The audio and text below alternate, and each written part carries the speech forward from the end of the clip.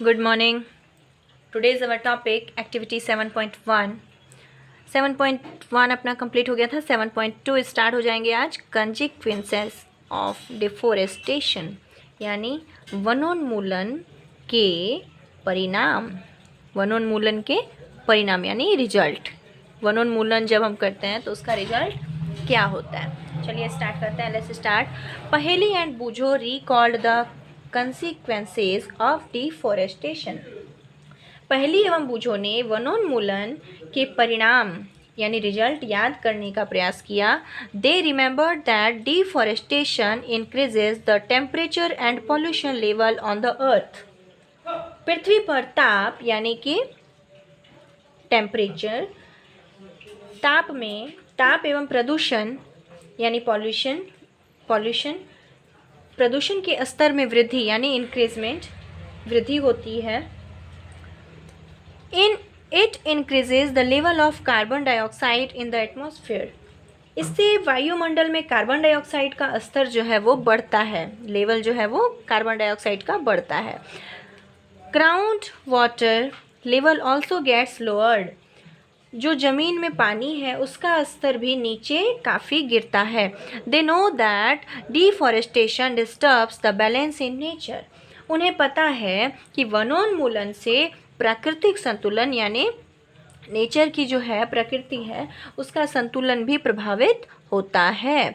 They were told by professor Ahmad that if cutting of trees continuous.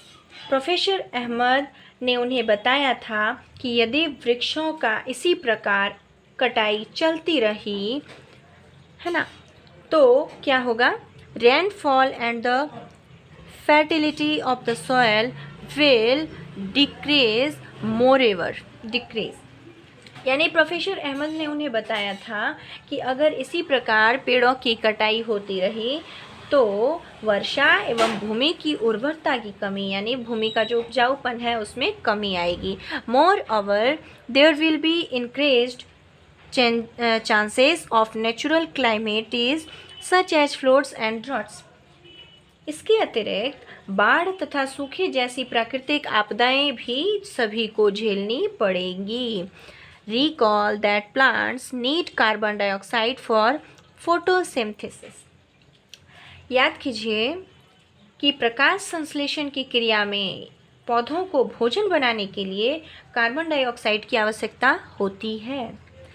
Fewer trees would mean that less carbon dioxide will be used up, resulting in its increased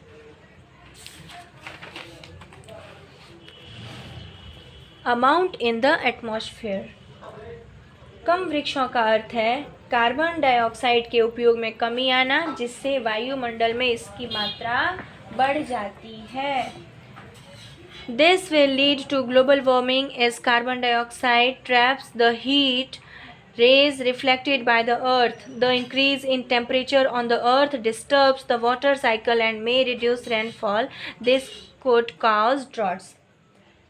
क्योंकि carbon dioxide पृथ्वी द्वारा उत्सर्जित ऊष्मीय विकिरणों का प्रग्रहण कर लेती है अतः इसकी मात्रा में वृद्धि के परिणाम स्वरूप विश्व उष्णन होता है यानी गर्माहट ज़्यादा हो जाती है. पृथ्वी के ताप में वृद्धि के जल चक्र का संतुलन बिगड़ता है यानी पानी जो है वो भी प्रवाहित उसमें संतुलन जो है उसका बिगड़ जाता है. और वर्षा दर में यानी वर्षा की जो रेट होती है वो कम हो जाती है जिससे कि सूखा होता है. ड्रॉट्स क्यों होता है इसीलिए होता है.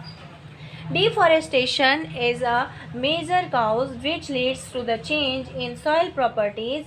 Physical properties of the soil get affected by plantation and vegetation. Recall from class 7th how trees prevent soil erosion. Fewer trees result in more soil erosion. Removal of the top layer of the soil exposes the lower hard and rocky layers. This soil has less humus and is less fertile. Gradually the fertile land gets converted into deserts. It is called desertification. चलिए बताती हूँ मैं आपको। मृदा के यानी मिट्टी के, सॉइल के, मिट्टी के गुणों में परिवर्तन आने का मुख्य कारण वनोन्मूलन है। यानी जब हम पेड़ों को काटते हैं तो मिट्टी भी उससे उससे जो है प्रभावित होती है। किसी क्षेत्र की मृदा यानी मिट्टी के भौतिक गुणों पर वृक्षारोपण और वनस्पति का प्रभाव बहुत रहता है। कक्षा 7 में आपने पढ़ा है कि वृक्ष किस प्रकार मृदा अपरदन को रोकते हैं, यानी मिट्टी कैसे रुकती है जब पेड़ होते हैं। भूमि पर वृक्षों की कमी होने से मृदा अपरदन अधिक हो जाता है। यानी कि जब भूमि पर वृक्ष नहीं रहेंगे तो मिट्टी जो है वो रुकेगी नहीं और बाढ़ और नदियों में वो बह जाएगी। मृदा की ऊपरी परत हटने से नीचे की कठोर चट्टानें दिखाई देने लगती है। यानी जब मिट्टी की ऊपरी परत नहीं रहेगी तो वो मिट्टी धीरे धीरे वहाँ से नष्ट हो जाएंगी और नीचे का जो पथरी इलाका है वो हमें दिखाई देने लगता है। इसमें मृदा में ह्यूमस की कमी आती है, मिट्टी में ह्यूमस की कमी होती है तथा इसकी उर्वरता भी अपेक्षाकृत कम होती है और मिट्टी जो है वो भी उपजाऊ नहीं होती है। धीरे धीरे उसकी जो उर्वरता होती है मिट्टी की वो भी कम हो जाता है और इसी को हम कहते हैं डेजर्टिफिकेशन, यानी मरुस्थल, जहाँ पे मिट्टी नहीं होती है और मिट्टी पेड़ ना होने के कारण वहाँ की जो मिट्टी है वो धीरे धीरे नष्ट होती रहती हैं और वहाँ पर डेजर्टिफिकेशन का सामना करना पड़ता है। Deforestation also leads to a decrease in the water holding capacity of the soil. The movement of water from the soil surface into the ground is reduced, so there are floats. The other properties of the soil like nutrient content, texture, etc. also change because of deforestation. वनोन्मूलन से मृदा यानी मिट्टी की जल धारण क्षमता तथा भूमि की ऊपरी सतह से जल के नीचे की ओर अंतःस्रवण पर भी विपरीत प्रभाव यानी बहुत बुरा प्रभाव पड़ता है, जिसके परिणाम स्वरूप बाढ़ आती है। मृदा यानी मिट्टी के अन्य गुण जैसे पोषक तत्व हो गया और गठन इत्यादि भी वनोन्मूलन के कारण प्रभावित होता है। We have studied in class 7 that we get many products from forest. हमने कक्षा 7 में पढ़ा था कि वनों से हमें अनेक उत्पाद प्राप्त होते हैं, यानी बहुत सारी चीज़ें हमें जंगलों से प्राप्त होती हैं। लिस्ट दीज प्रोडक्ट्स, आप उनकी लिस्ट बनाइए। Will we face shortage of these products if we continue cutting trees. फिर हम देखते हैं कि हमें वृक्षों की निरंतर कटाई करते रहें तो क्या हमें इन उत्पादों की कमी का सामना करना पड़ेगा। तो आपको एक लिस्ट बनानी है कि हम जब ज़्यादा पेड़ काट रहे हैं तो उससे हमें हानि क्या होगी, जिससे कि हमें उसको फेस करना पड़ेगा। सो आपका यहाँ पे टॉपिक ख़त्म होता है। एक्टिविटी 7.2 हम नेक्स्ट क्लास में पढ़ेंगे।